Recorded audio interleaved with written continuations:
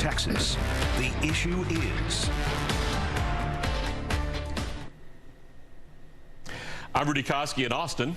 I'm Stephen Dial from Dallas, also in Austin. I'm Greg Krugen in Houston, and this is Texas, the issue is. The issue of school parental rights got hot when Katy ISD recently passed a new gender identity policy. The school board, on a very close 4-3 vote, decided that teachers and staff are now required to tell parents if their child wants to be identified as transgender, change their name, or use different pronouns at school. I spoke to Jonathan Sines with the conservative advocacy group Texas Values about how this new local policy works and if he thinks it will bring a broader legislative effort when state lawmakers return to Austin. Well, this is a result of parents wanting to be heard and wanting their rights to be protected. For many years, you've had liberal LGBT groups, pressure groups, political advocates that have been putting pressure on the school districts and the employees to have really what are shadow policies. You're talking about teachers.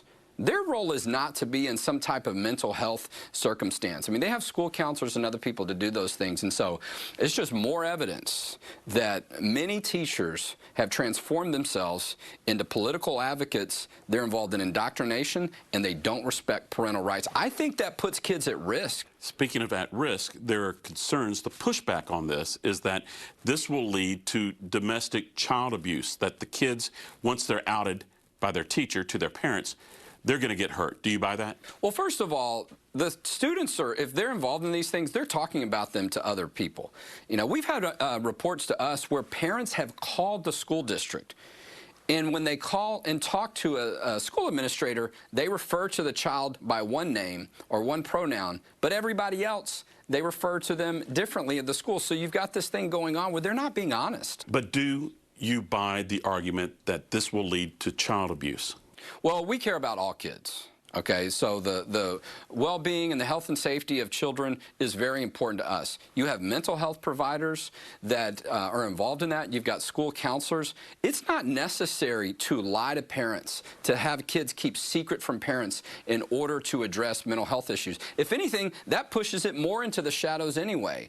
Another aspect of this policy is the protection for the school employee, that they will not get punished if they don't use the pronouns, if they don't refer to a kid by their preferred name. How big a part is that? How big is that protection? Well, look, I think what's important here is that we focus on educate, not indoctrinate. But are teachers being fired for not using preferred pronouns? And we have evidence from other states already that teachers are losing their job because they're expected to adopt these pronouns and expected to even know. And that's my point. Educate, don't indoctrinate. Allow the teachers to focus on teaching, and don't put them in a position where they might get punished because they don't know what a kid's pronoun is or that they're even talking about it. Katy is one of only a handful of school districts now to have this kind of policy. Do you expect the legislature to weigh in when they come back?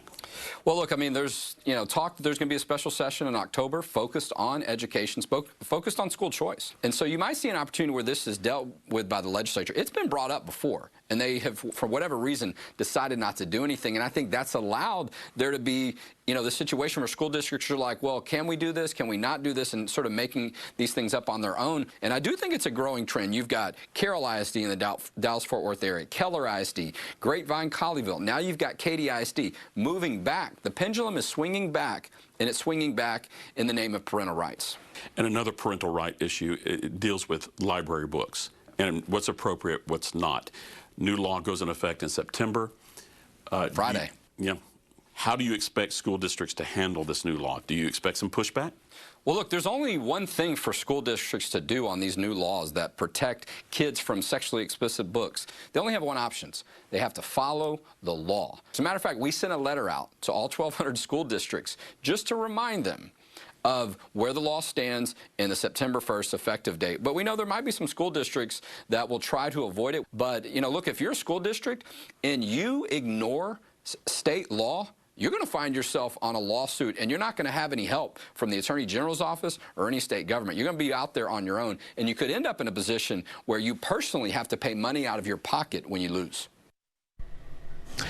Now, this is a clear-cut issue, but only because both sides in this fight clearly have very different viewpoints. I think it all comes down to my word, which is custody. Stephen, what's your word? I have multiple words right now. I think I'm going to say exaggerated. All right. And Greg, what's your word? Rudy, my word is parenthood. Well, the Texas Trio will be back to talk about the gender school policy issue right after this break.